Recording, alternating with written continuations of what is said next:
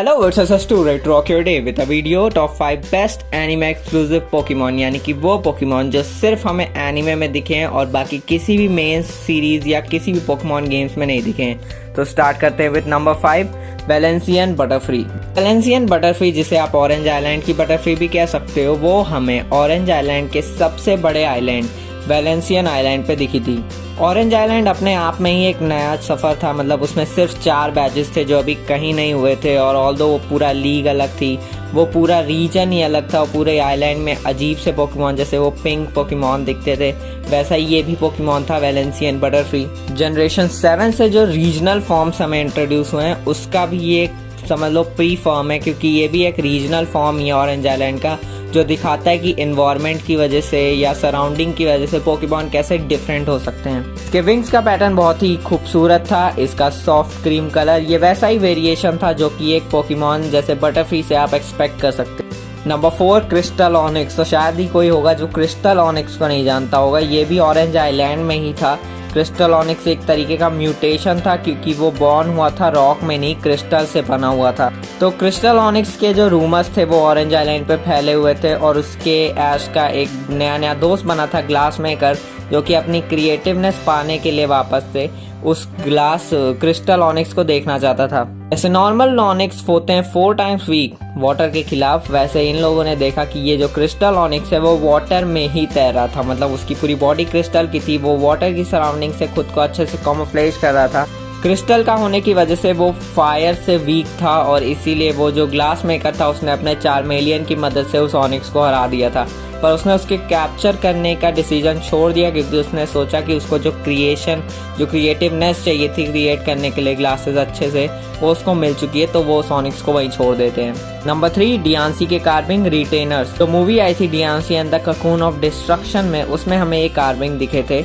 ये normal carving से काफ़ी अलग थे। ये म्यूटेशन शायद इसलिए हुआ था क्योंकि वो अपनी प्रिंसेस मानते थे डियांसी को, और उसके वो सर्वेंट टाइप के थे।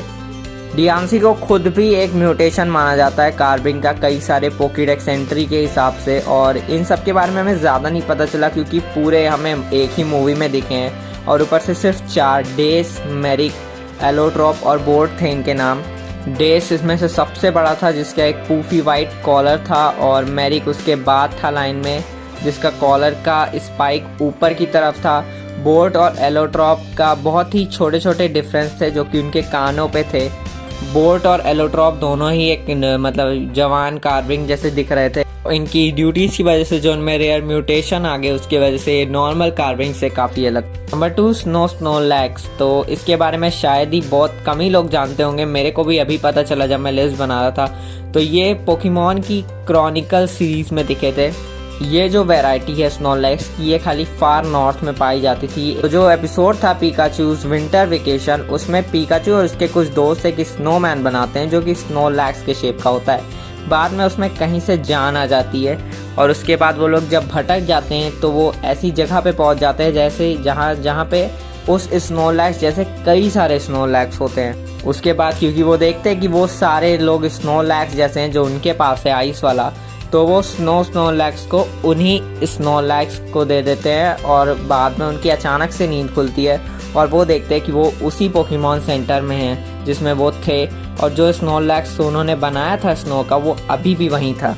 अब ये सच्ची में हुआ था या सपना था, ये तो कभी सीरीज में बताया नहीं गया, पर वो स्नोलैक्स दिखा था, और वो स्नोलैक्स जो था उसके पास अजीब सी फ्रीज करने की पावर थी, वर्लपूल बनाने की पावर थी स्नो का, वो शेप कर सकता था आइस को, और पावरफुल आइस टाइप मूव्स भी यूज़ कर सकता था। क्योंकि जनरेशन 7 से रीजनल वेरिएंट्स का फॉर्म आ चुका है, तो हो सकता है वो स्नोलैक्स भी एक आइस टाइप रीजनल वेरिएंट हो स्नोलैक्स का। Number 1, blue of Pikachu. तो जब टीम एक्वा और टीम मैग्मा आपस में कॉन्फ्लिक्ट कर रहे थे रेड और ब्लू ऑप्स के चलते, जो कि कायोगर और ग्राउडाउन से जुड़े थे, तो बहुत ही अजीब चीज़ हुई। ऐश का पिकाचू ब्लू ऑप को उनसे दूर ले जाने की कोशिश कर रहा था, पर जैसे उसने ब्लू ऑप को छुआ, पिकाचू अजीब सा ट्रांसफॉर्म हो गया, मतलब उसके पूरी बॉडी में रेड लाइंस ग्लो करने लगी, जो कि सिमिलर थी ग्राउडाउन से।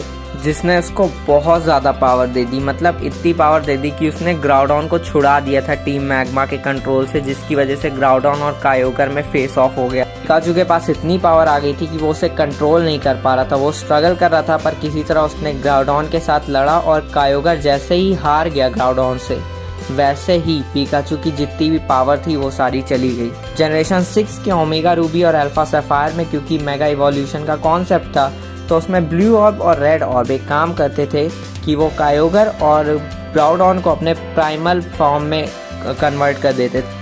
और ऐसे ही किसी तरह पिकाचू ने जब ब्लू ऑर्ब को छुआ तो वो भी अपने प्राइमल फॉर्म में कहीं ना कहीं चला गया, क्योंकि उसमें भी ऐसे ही पैटर्न्स थे जो कि प्राइमल कायोगर और प्राइमल ग्राउडॉन में होते हैं, और वैसे ही उसकी पावर भी बढ़ गई। और ये प्राइमल पिकाचू भी ऐसा ही फॉर्म है जो कि हमें एनीमे में ही दिखाया। And with that here goes the list. Video पसंद आई हो तो लाइक करो, सब्सक्राइब करो, शेयर करो एंड बाय बाय।